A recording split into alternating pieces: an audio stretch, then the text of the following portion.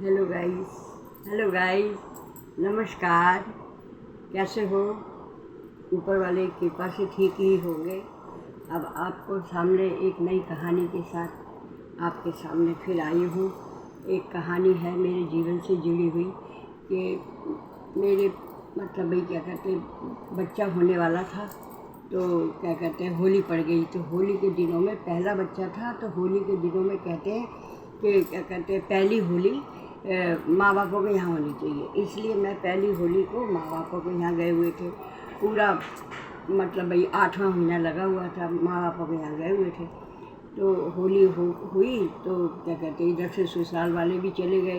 पहली होली को ससुराल वाले जाते हैं, सबको पता ही होगा। ससुराल वाले गए तो थोड़ी सी ऐसी कंडीशन हो गई कि भाई थोड़ी ऐसे कुछ हो गया और बहुत परेशानी हो गई।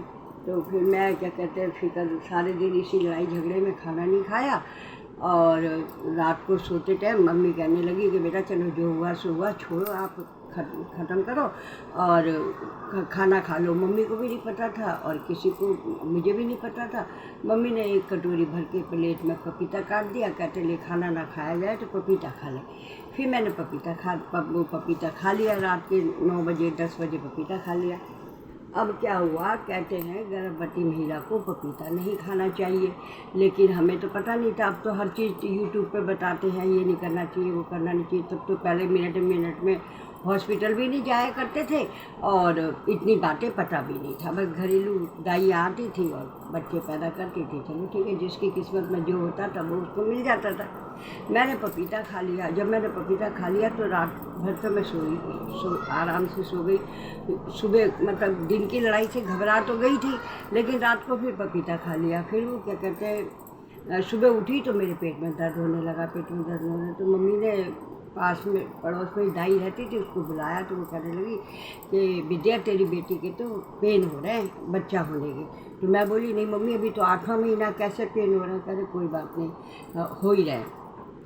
फिर फटाफट कपूर हॉस्पिटल, जो आजकल बहुत अच्छा बहुत बढ़िया बन गया है, उसके अंदर नाम लिखवा रखा था कपूर हॉस्पिटल के अंदर। तो फिर फटाफट ससुराल वालों को खबर करी कि भाई ऐसे ऐसे बात है, और हम कपूर हॉस्पिटल चले गए। कपूर हॉस्पिटल चले गए तो फिर सब देख के नर्सें, पहले इतनी तकनीक तो थी नहीं, ऐसे ही देख के आपस में बात कर रही कि भाई कुछ बात है। तो चलो हो गया, सुबह से शाम हो गई और 8 बजे के टाइम पे मेरे नए लड़की को जन्म दिया और लड़की हुई मरी हुई। अब लड़की हुई मरी हुई कोई नहीं, तो इतना ज़्यादा वो भी नहीं हुआ और भाई चलो हो गई फिक्र तो बहुत हुआ। अब उस लड़की को मुझे डॉक्टर ने नहीं दिखाया और डॉक्टर ने भी नहीं दिखाया और मम्मी ने भी नहीं दिखाया। कहते पहला बच्चा है, मैं अपनी बच्ची को मरा हुआ बच्चा नहीं दिखाऊंगी, भगवान इसको बहुत देगा। चलो ठीक है, कोई नहीं चलेगा। अब मैं बाढ़ में आई। जब मैं बाढ़ में आई तो 7 दिन जच्चा, बाढ़ में तो सबके पास बच्चा होता है। अब मेरे पास बच्चा नहीं था। उन दिनों थोड़ी दकियानुसी बातें भी थी, तो सब लोग अपने अपने बच्चों को ना मुझसे बचा रहे थे छुप। जब जिधर से मैं निकल रही थी, जिस पलंग के उधर से उस बच्चे को बचा रहे थे। अब मैं अपनी मम्मी से कहने लगी, मैं कहा मम्मी देखना, पता नहीं सारी औरतें ना मुझे देख के अपने बच्चे को छुपा रही हैं। कहने लगी कोई बात नहीं, छुपाने दे, कोई बात नहीं, भगवान तुझे फिर और देगा। बस ऐसे ही टाइम में तो फिर मेरे साथ में एक लेडीज़ आई, उसके लड़का हुआ था। 12 मार्च की बात है, मेरे 10 मार्च को लड़की हुई थी, उसके 12 मार्च को लड़का हुआ। तो वो मेरे पास ही कहते मेरे साथ वाले बेड पर ही थी कपूर हॉस्पिटल में। तो वो मेरे साथ वाले बेड में थी, तो कहने लगी क्या कहते हैं ज़रा मेरे बच्चे को देखना, मैं बाथरूम करके आ रही हूँ। तो मैंने कहा नहीं, आप अपने बच्चे को आप ही देखो, मेरे से तो बच्चे आपके ना, ये सारे जने ना अपने अपने बच्चे को छुपा रहे हैं, मैं आपका बच्चा कैसे देखूँ? कहती कुछ नहीं होता, आप बच्चे को देखो। फिर क्या कहते हैं मैं वो लेटा रहा, मैं देखती रही। तो फिर वो बाथरूम करके आई तो कहने लगी हाँ वो बताओ क्या बात हुई?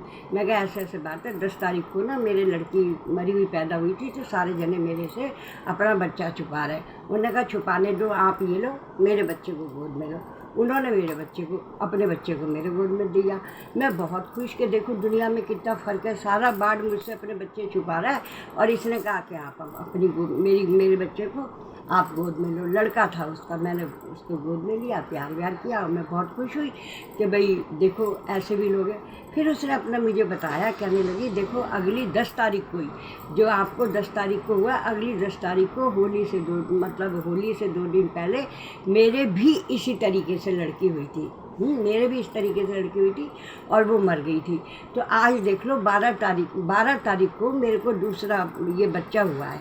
तो इनकी दुनिया, इनसे कुछ नहीं है। आप ऊपर वाले पे ध्यान लगाओ, वो आपकी झोली जरूर भरेगा और आपको भी लड़का हो, आपको भी मतलब बच्चा होगा, भगवान आपको जल्दी बच्चा देगा। उसके मुंह से निकली अमृतवाणी हो गई कि भाई क्या कहते हैं, हाँ मुझे भी बच्चा देगा। फिर मैंने उसके बच्चे, जब तक वो हम साथ रहे उसके बच्चे को खिलाते रहे।